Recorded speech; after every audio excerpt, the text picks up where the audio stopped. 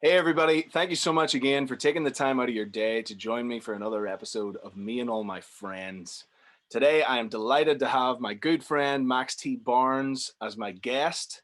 Max is a singer songwriter living in Nashville, Tennessee, or more specifically, Hendersonville, Tennessee. He's worked as a staff songwriter for 3 decades, working under Sony, Warner Brothers, Polygram, MCA, Island Bound, Curb, and Ray Stevens. That's a pretty impressive resume. He's written a total of 9 Billboard #1 songs, with songs cut by Colin Ray, Diamond Rio, Randy Travis, Vern Gosdin, and many, many more. His song Love Me, that was recorded by Colin Ray, was actually nominated for CMA Song of the Year, and his catalogue has featured on over 20 million units sold worldwide. In recent years, he's been touring the world himself, sharing stories behind his hit songs that he's written over the years, and helping many aspiring songwriters to develop their own writing chops. It's an absolute pleasure to have him involved on the Me and All My Friends podcast. Max, thank you so much for taking the time out of your day to sit down and chat with me. Hey Warren, my old friend, how you doing, buddy? Doing pretty good. Can't complain at the moment. How's everything over in Nashville? Oh, it's great. It's sunny and 70. I think that's what's at 20 something to you guys. Yeah, I don't know how many liters that is, but yeah, it's a beautiful summer day here. sounds like the best of our summer in Ireland. Yeah, it's really nice.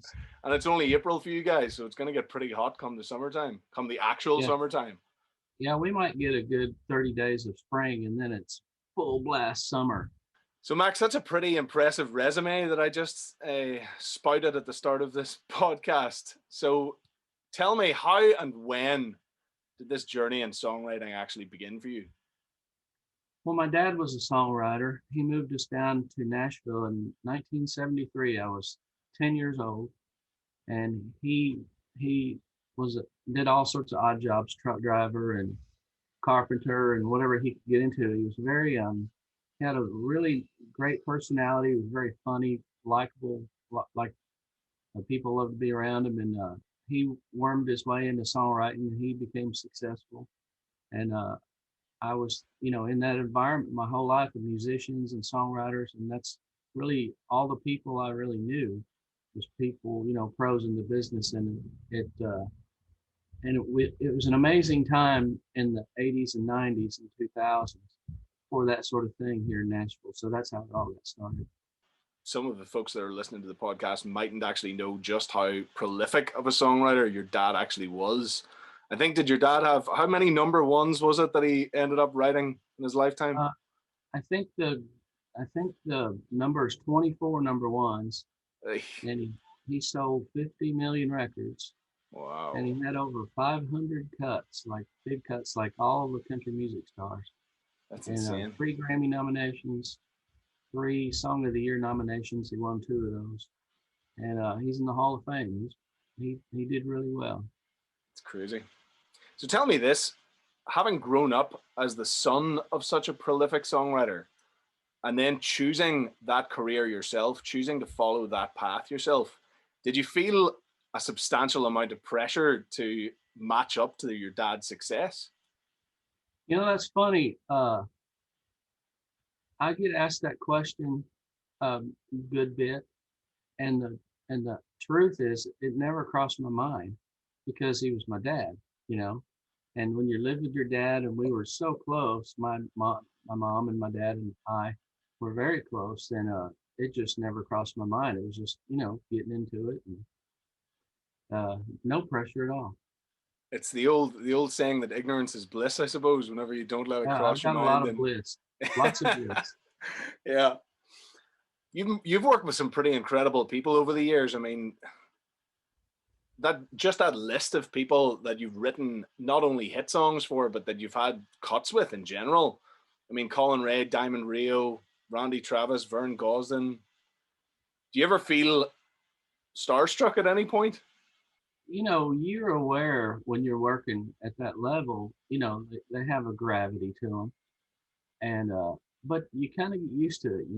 And once in a while, you'll be hobnobbing, leaving this session to go do that session. Big shot to big shot, or #1 parties or platinum parties, and sometimes it'll hit you like, wow, this is pretty neat. Yeah, But uh, I'm a big fan as anybody, but you kind of get used to it. And since I've kind of been in and around it since I was a kid, it may be a kind of a unique experience. And I know whenever you were younger, I'm not sure actually which came first for you, but I know that you actually played guitar and you toured for a number of years with other artists. So I was did. the was the touring thing, did that come kind of hand in hand with the songwriting thing, or did one lead to another?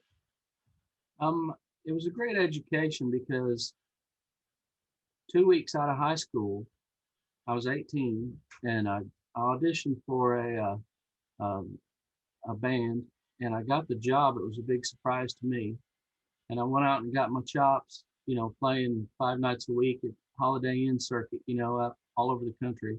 I did that for about a year and a half, and then I uh, somehow lucked into a job with Joe Son. He was an MCA recording artist, and we went to Europe 6 times with him in a couple of years. And I got on with Bobby Bear and Tanya Tucker, Shelley West, and we toured on these big tours. Linda Davis, Garth Brooks, the Judds, Merle, Haggard, Jones. We was on all that stuff. So that's what I did for 12 years.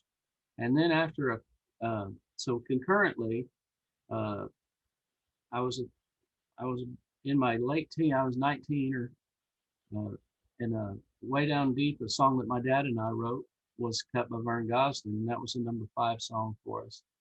And that started the whole songwriting thing. So yeah, it kind of ran simultaneously, and then the songwriting took over. And I was probably in my early 30s when I got to stay home and just write songs full time. So was Way Down Deep that Vern Cousin ended up cutting, was that the very first cut that you ever had with a major label artist? Yes, yeah, Do you remember yeah. how that felt, that first time that you actually had a song of your own cut by somebody? It's kind of surreal. And then I do remember, and everybody says this, and it's cliche, but it happened to me too. I was coming home one night from doing something, and I I heard the song come on the radio for the first time, and I did pull off the side of the road and listen to it. And I remember just where it is, just 5 miles from my house here where I live now. How many years was it before you actually had your first number one? How many songs had you written by the time you had that first song that managed to make it to the top of the chart? My first songwriting staff position was at Tree, which is now Sony, and I was there for a year. And then Troy Seals, who was one of my dad's probably the most prolific songwriter team, the two of them. Troy wrote "Rock and Roll Heart" for Eric Clapton, and he wrote Seven Spanish Angels. But he and my dad were best friends, and Troy signed me on with Warner Brothers, a split deal with his publishing company and Warner Brothers, and I was there for 4 years.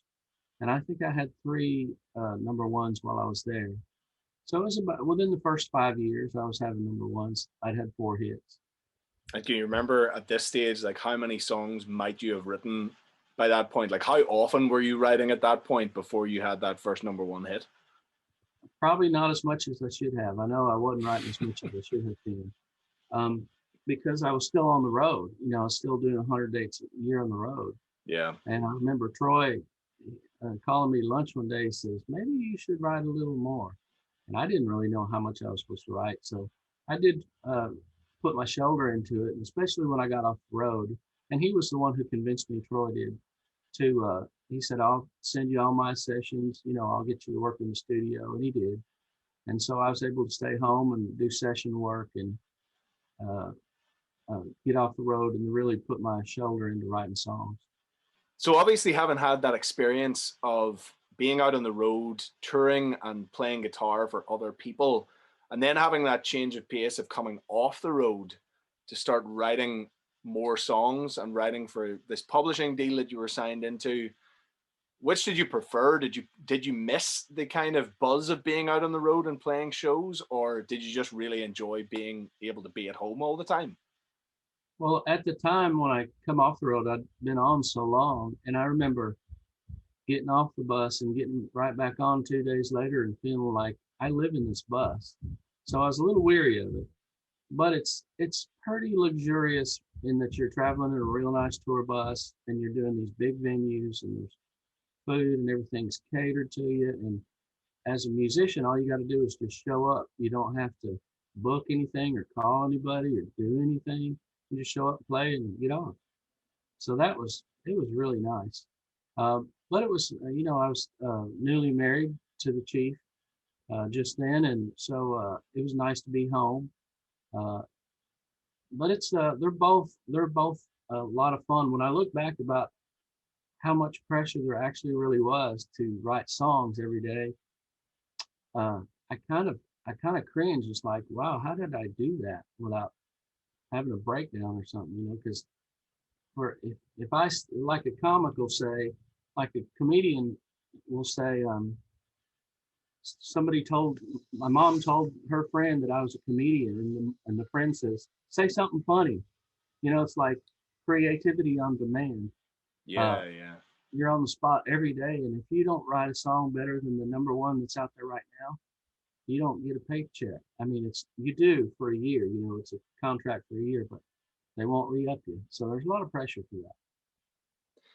And so was that kind of a case where once again ignorance was bliss and that you just didn't really think about it as you were doing it?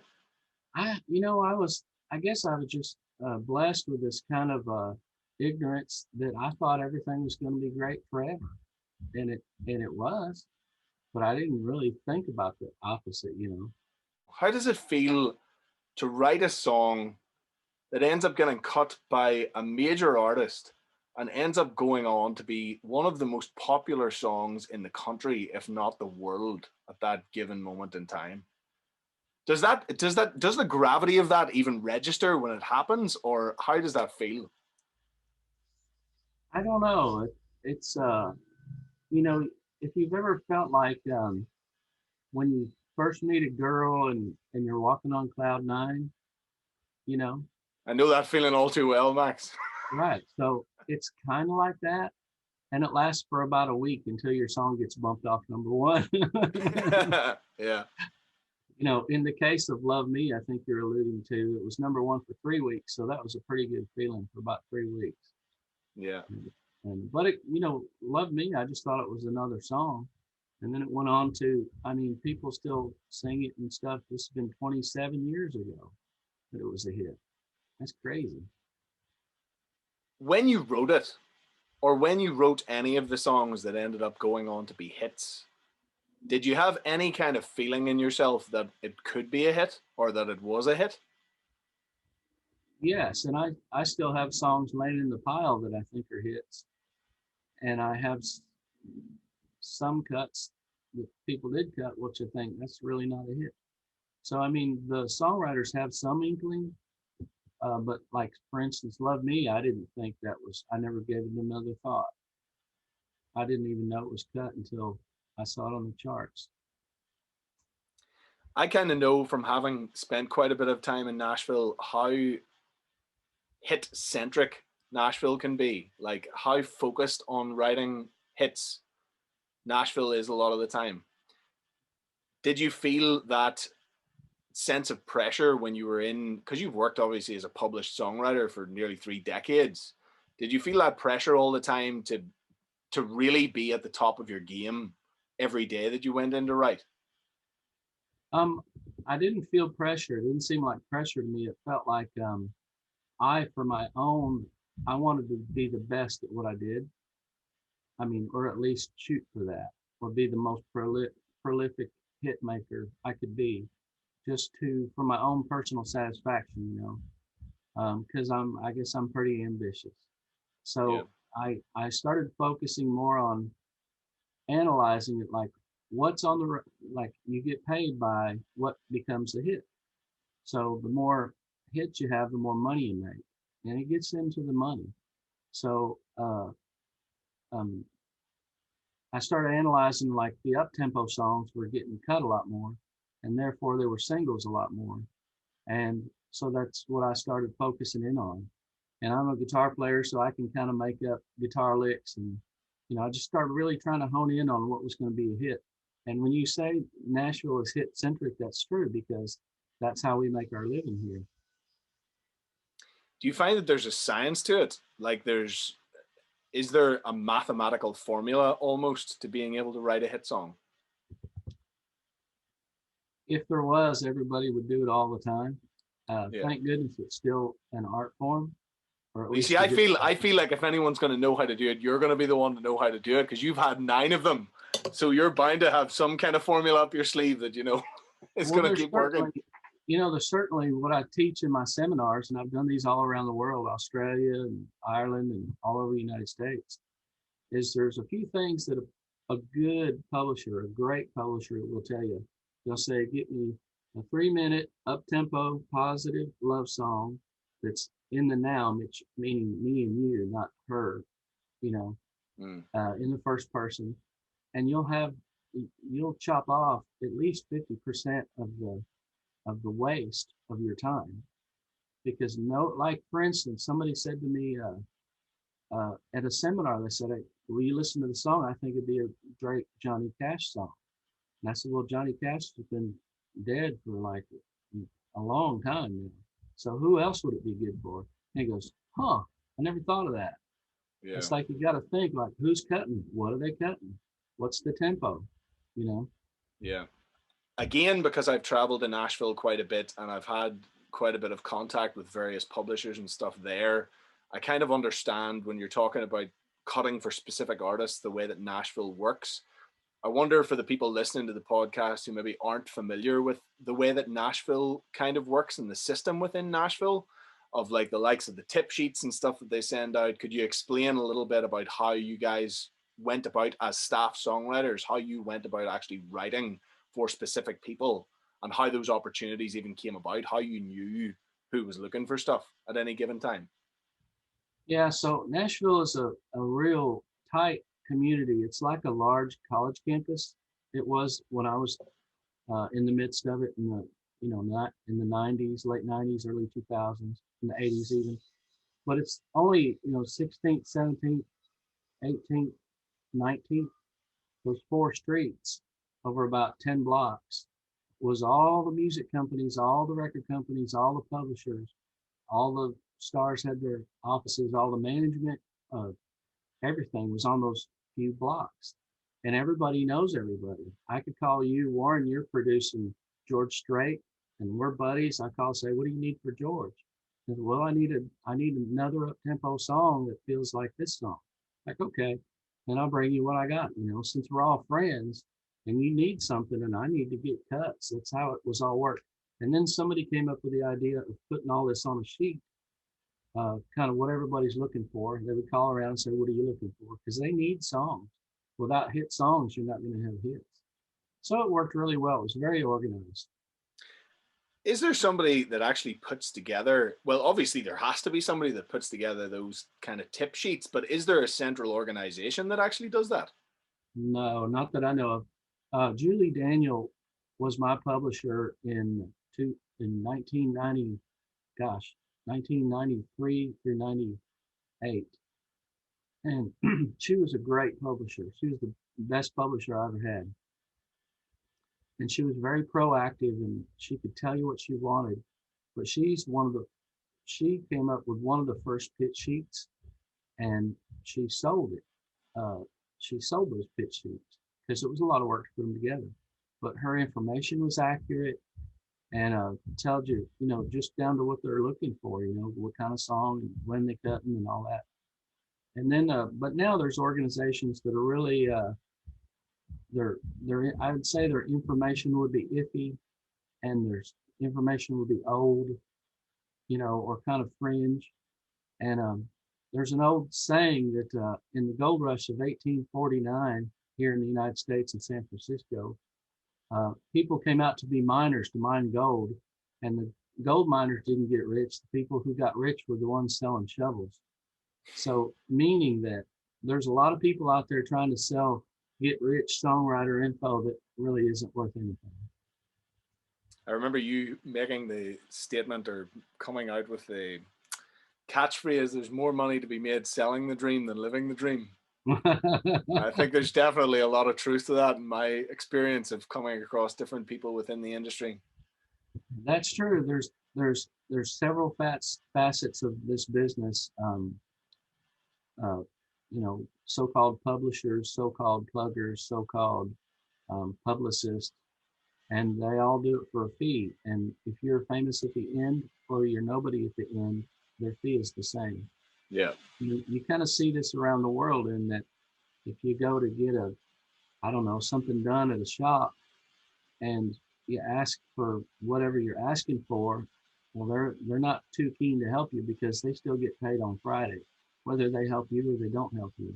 So it's Yeah. a little bit like that. It's a shame to kind of see it that way, but but having said that, you will meet like so many people, like say if you and I um were the same one of these, call them um, help me make it in the business thing. If you and I went to the same person, well, we might meet each other and write a hit together. So there's a lot of networking, and it's all, I tell people in my seminars, the entire thing about this music business, all of it, if I could boil it down to one little piece, it's relationships.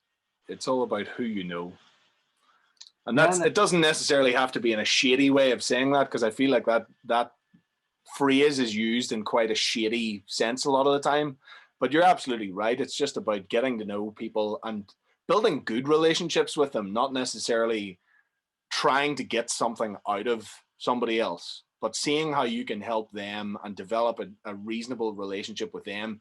Just hang out and have a drink, like without any agenda, whatever it is. Take somebody out for dinner just to ask advice on something or whatever it is.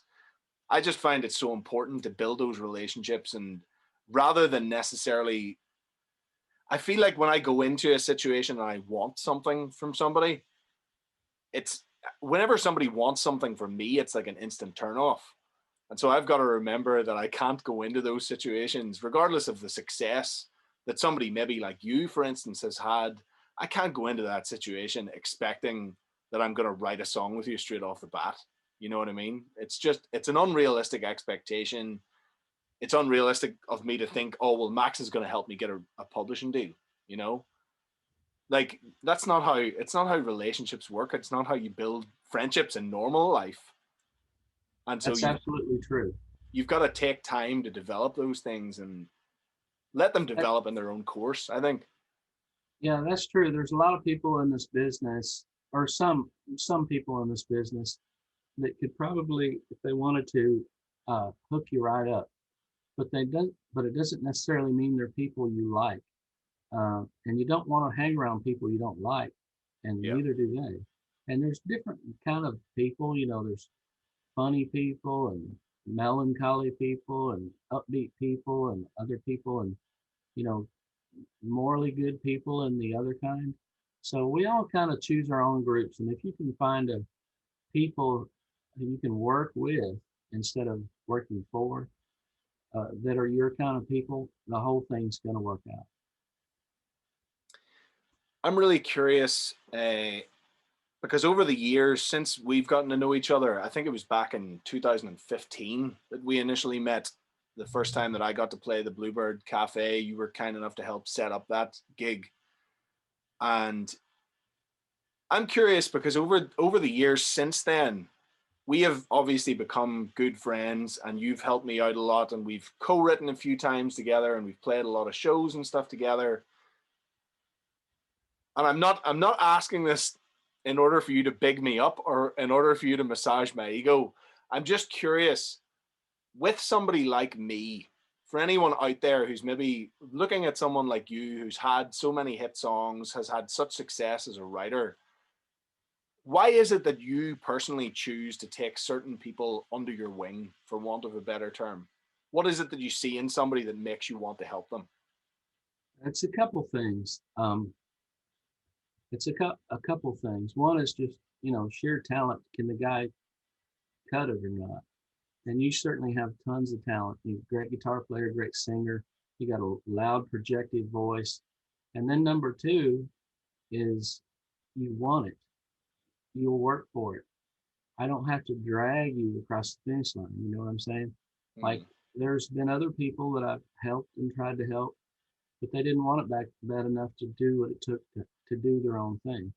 You're a person who works really hard, gigs all the time, you're big on social media, you make your own posters, you know you're into all that, and you got to be all that stuff. Um, you have a drive, and drive is probably, if you have the talent, drive is 90% of it. That's a lovely thing to hear, Max. Thank you for massaging my ego. I'm glad that I asked that question now. But you know it's true. Talent a given. You have the talent. Drive is everything, because if you don't do it, nobody's going to do it for you. Nobody. Now you can hire somebody to do whatever, but they will not do a job like it needs to be done, because nobody cares as much as you. Yeah. I've seen a lot of people through the years who are exceptionally talented and just really struggle to keep up. And I mean, in fairness, it's an incredibly difficult industry to try and keep up with, especially as an independent artist. There's so much to keep on top of, and so many things that you need to keep working at, and so many plates that you've got to keep spinning at once. Mm-hmm. And but I just always think it's so sad to see people giving up when they are so exceptionally talented. And when Mm-hmm. I think back, I mean, I've been writing now for almost 2 decades, which is hard to believe when I think about it. And it's not to say that I've had any serious level of success as of yet, but I'm still pushing at it, and I'm still trying to get better, and I'm still trying to make a success of it. I haven't given up for 2 decades, and I don't intend to give up anytime soon. Uh, but it's funny how for so many people, or for some people, it can take such a long time to try and achieve that level of success. And yet I remember having a conversation with a friend a few years ago, and he was talking about how he was trying to diversify his income. And he was pretty much in the same position that I am. He's an independent artist, unsigned, unpublished. And he was talking about how he was going to start playing guitar for some other bands, and he was going to record a little bit, and he was maybe going to get into a little bit of production, and he was also driving Uber on the side, and all these different things. And I turned around to him and I said, how long have you been doing this? Like, how long have you been writing, and how long have you been chasing this dream? He said, probably 12 or 13 years now. I said, you realize if you were in any other industry, like if you were starting a business in any other field, if you hadn't been profitable after 2 or 3 years, you'd give up and you'd go and do something else.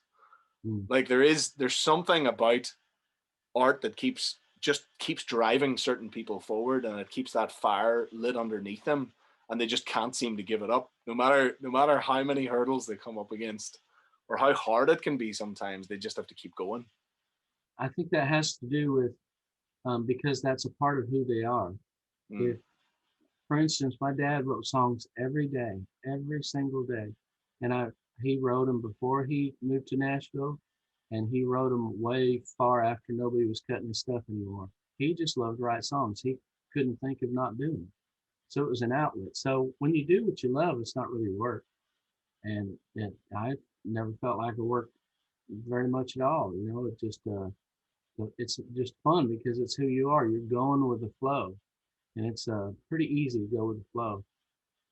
Coming back to your dad again, I wonder if you could tell us the story, because I know the story very well, but I wonder if you could tell the people listening to the podcast the story of when your song Love Me, that was a number one hit, ended up getting nominated for CMA Song of the Year. And who did it get nominated against?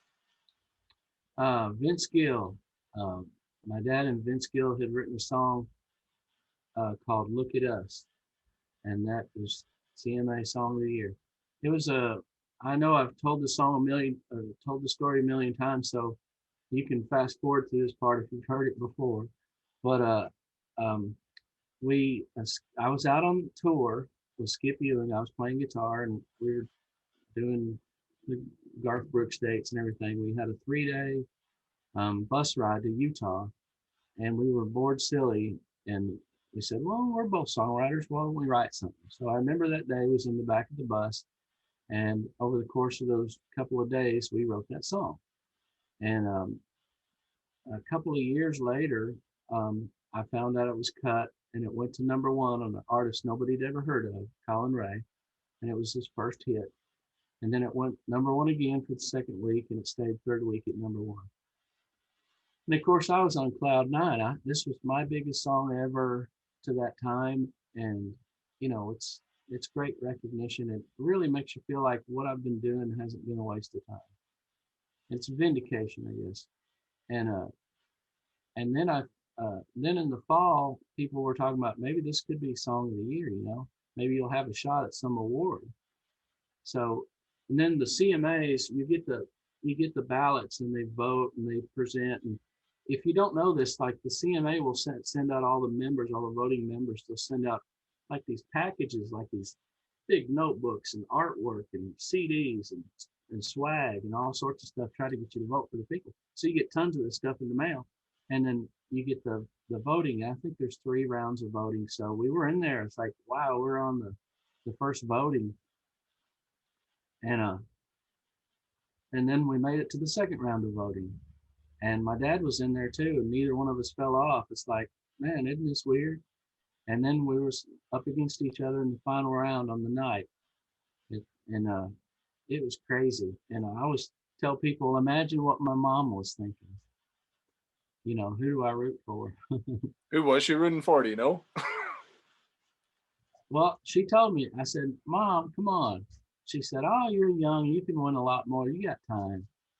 And he had already won CMA Song of the Year 2 years before that with Chiseled and Stone, Oh, which is okay, a okay. classic country song.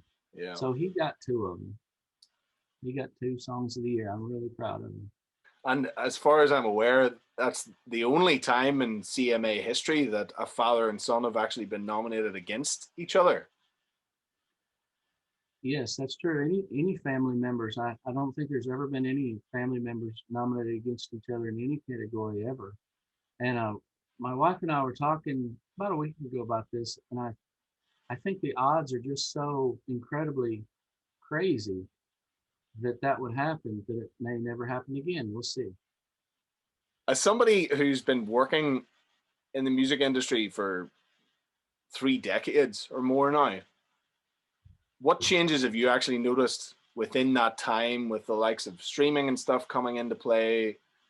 How has the industry shifted and molded, and how do you feel about the shifts and changes that have been happening? Well, I feel it's no secret that um, that everything's very different now. Now, country music here in the States, you wouldn't know that. Well, maybe you would know it. You've been to Nashville, but it's really turned into some sort of rap music. And it's not country anymore at all, like what I call country music. And I don't begrudge that, but I think it's a shame that we couldn't keep what we had and let them go off and do their country rap. You know, I don't know why it had to change what we already had. But back here, everything changed in the late 80s, early 90s. There's a Opryland, if you've never heard of that, or Opry Mills, or that's all owned by the Grand Ole Opry. Same people now, the Gaylord family. They own malls and hotels around the country and the world, probably. They're an investment group, and they came to town and bought Opryland, which included Opryland Hotel and the Grand Ole Opry and the Nashville Network. And the Nashville Network had a 20 million person viewership every night. It was huge. And everybody was selling platinum, triple platinum. The Dixie Chicks sold 10 million. People, and that floated the whole tide, you know, for the entire town. And then an investment group came in and bulldozed our theme park, Opryland, and bulldozed the television, and that changed everything. And then another hit was when BMI was somehow in cahoots with Spotify. And now this is just what I've heard. I won't claim this as my own information, but I remember when BMI was giving out Spotify memberships, and this was very early in the streaming stuff. And if I'm not mistaken, I understand that they pay BMI in shares and not money, so they don't have to disperse it to writers. And that seems shady to me. And that changed everything. So now, if I want to hear a song, I can hear it for free anytime, all the time. Why would I buy it? So that changed. Explain that again for me. They pay in shares as opposed to paying They royalties. Is that pay, what you're saying? if I understand this right, and if you're welcome to refute me on this if you can, but Spotify, I think they did a business partnership with them early on with BMI. And from what I'm told, that they pay BMI instead of in royalties, they pay them in shares. And you don't have to disperse shares to writers. So Wow. here we are, we get, you know, uh, you could never ever make enough money to pay your rent, let alone buy a car through Spotify or YouTube or none of that stuff. So that completely changed. We were all, working our way to some wealth in the 90s when all this happened. And I mean, I was luckiest guy in the world. I got in just at the right time when it was going up, and I got out at just the right time when it was going down. So it worked out well for me.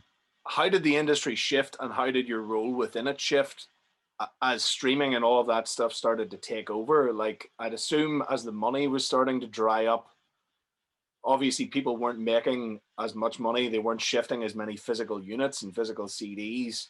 And therefore, the budgets for everything are bound to go down. The recording budgets are bound to go down. The budgets for being able to buy songs outright is going to go down. So, did you Yeah. notice the hit in that being a published writer at the time? Yes, I saw that come and go. One my first songwriting contract, I think, was $100 a week, and that was my entire songwriter income. And then, my next deal was a lot more because everything's on the rise. And you imagine I was in this 30 years, and those things kept doubling and tripling and doubling and tripling every time I'd sign a new contract. And it got way up in the sky there for a while. And then it kind of popped and it sort of drifted down. And then it started, all the air went out of it.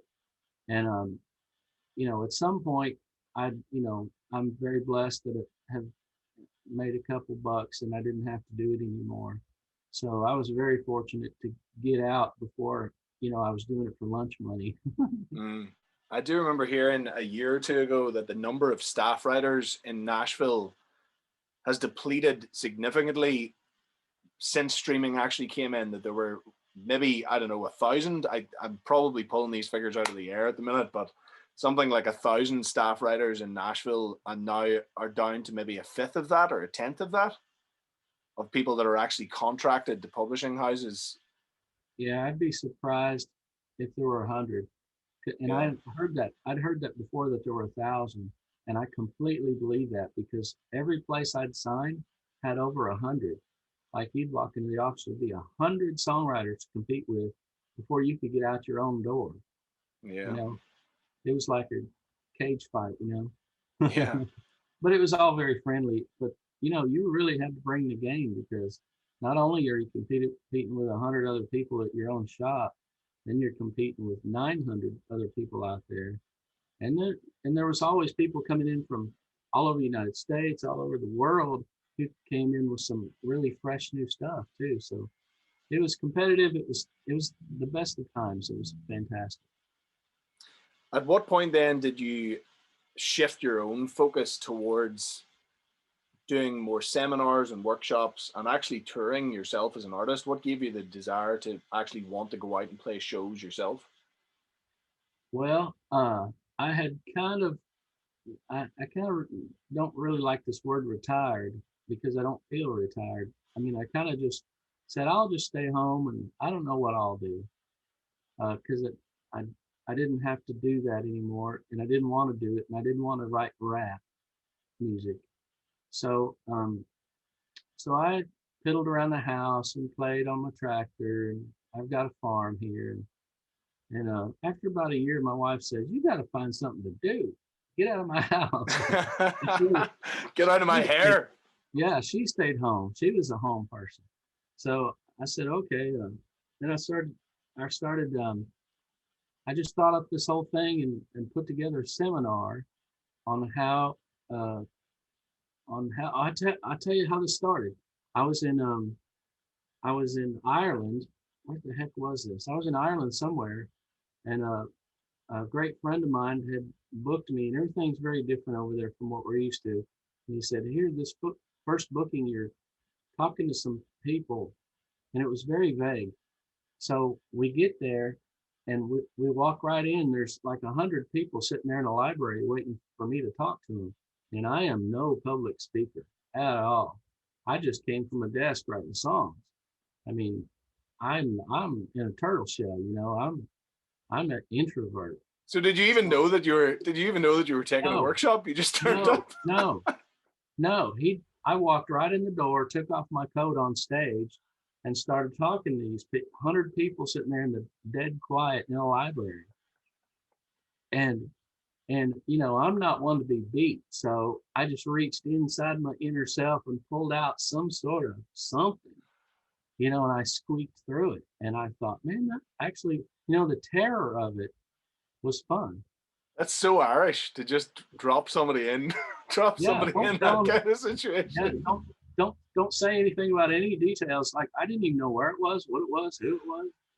So like put me on the like when you can drop that little guy on the map on a street, you know, Yeah, street view. yeah. That's what it was like. Why did you ever decide to visit Ireland? Uh, that's an odd story. It's an odd story. This business is so strange. Um, my wife and I came about 20 years ago now. Yeah, that's about right. About 20 years ago, just on a vacation. And that went well and that was fun. And didn't think anything about the music thing at that time. And then about 7 or 8 years ago, some guy got a hold of me that I never heard of. And he was, he was a kind of a con man. I think he was a con man.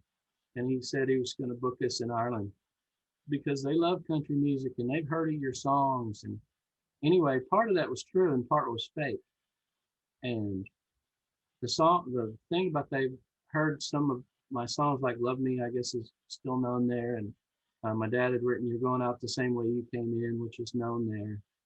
Uh, and when it came time for the tour, he bailed, and I was still had the tour.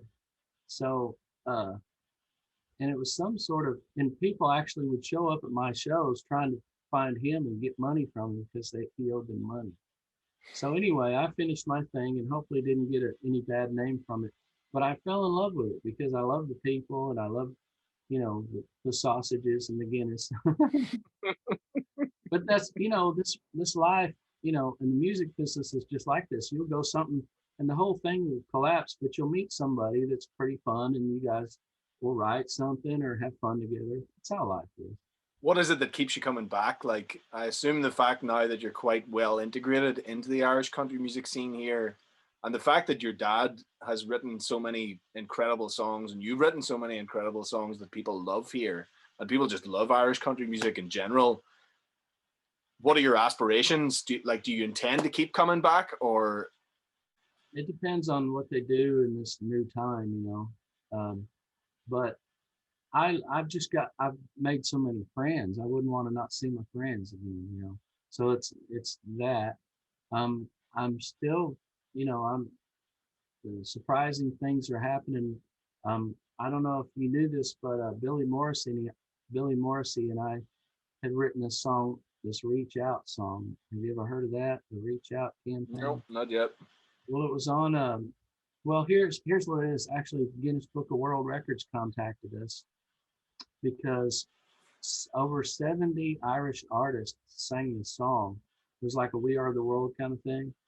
There's Margot and Daniel O'Donnell and Mike Denver and Nathan Carter and every country star you can think of in Ireland were on this record.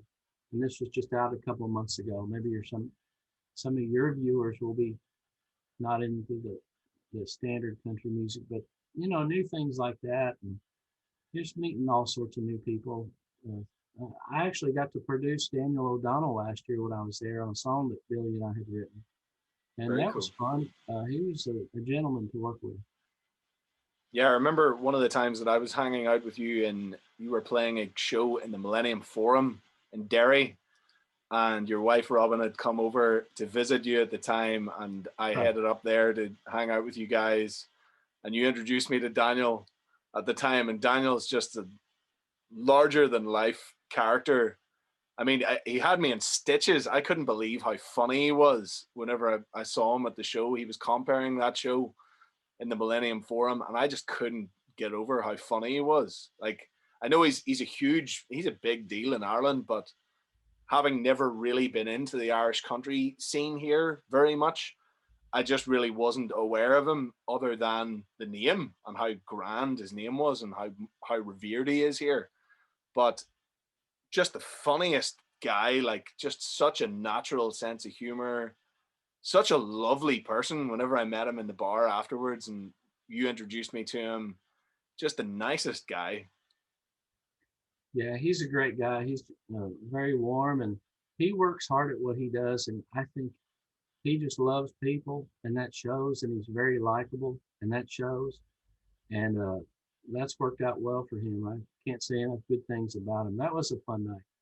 He's an incredible people person. That's one Hmm. observation I would make about him. He knows how to make you feel special, I think, and that's a really great quality to have. He was over here in Branson, Missouri, doing some shows, and I saw him. I was doing some shows too, and I came over. They were rehearsing. I came over backstage and walked out on stage and kind of give him a slug in the arm. And he's just down home feller, He's a good guy. I know at the minute you're working on, what's the word for it? Renovating your house, I guess. Uh, what is the term for it? You're like you're doing a lot Yeah. of work on your Well, outside of your house. we're just doing some updates. This is an old schoolhouse. It was built in 1923. That's almost 100 years ago now. And we've lived here for about 30 years this year, and we renovated the whole thing, as we went, and then we got finished. But when you're finished, it's like, well, the stuff on your house is now 30 years old. You got to update. Yeah. So that's how it is. We're having some siding and some roofing and stuff done as you do. But there's people here. I love to hire people and watch them work on my house and get a cigar and a beer and sit in a lawn chair and watch them work on my house. So once you get that out of the way, what's next for you? What have you got planned? I'm doing some shows. I just did a big show in Missouri a couple of weeks ago. Um, I think we're going back to Utah. We're, filling in a few dates. I'm kind of like you and I talked off camera before, but I'm kind of being a little more picky on the dates I do, and that's more fun. So I really look forward to the good ones instead of slogging through the okay ones. But we're opening up here and doing concerts again, so that's what I'll be doing this year. Thank you so much for taking the time, first and foremost, to sit down and chat with me. I'm sure anybody that's taken the time to sit and listen in has found it incredibly informative. I always find a bunch of little golden nuggets of wisdom whenever I'm chatting to you, and that's awesome. Uh, Before you go, though, any advice that you would give to any aspiring writers that might be listening to this? Uh, what would you suggest for them? How can they get to that next level as a writer? Well, before you let me go, let me brag on you to everybody who knows you and maybe don't know you yet. Ah, stop! You're a great talent. Wait, so let me see what it says here. Great talent. Now, you and I have been friends now for some years, and you come over here, you stay at our house sometimes, and we've gone out and had fun. And you seem to pop up everywhere, and I always love seeing you. We've done some shows together, but if you haven't heard Warren live, you're missing something. We did. You remember the night in Griffin's, and it was full of college kids Yeah, and yeah. in Connemara? That was a blast. So if you don't, if you can help it, go out and see Warren. He's great talent and great showman, and go buy his new record because you wrote like 100 songs and went through them and sifted through them and picked the best ones. You got a great voice. But the best advice I could give a young writer would be to, if it's in you, if it's got to come out, let it come out. I mean, you can't really, you got to figure out, why are you writing? Are you writing to write hits? You're writing for your grandma? And then just do that. There's a lot of people who just think they want to write songs, but when it gets down to the work part, it's hard work, but it's worth doing. And just, I always tell people, treat it like it's your second job until it becomes your first job. Max, thank you so much for taking the time to sit down with me. I cannot wait for another opportunity for you to come back over and for us to play a 6-hour gig in Griffin's that's supposed to be a 1-hour gig that ends up going on for 6 hours because we're just having so much fun. Yeah. Thanks so much for taking the time to be here. It's been such a pleasure to have you on. For anybody that's still listening to the podcast, I'm actually going to add a few of Max's tracks to the Me and All My Friends playlist on Spotify, so you can listen into some of his music on there. Thanks so much for listening, guys. Thank you for taking the time out of your day to listen. See you again next week with another random friend, another random episode. Thanks again, Max. God bless.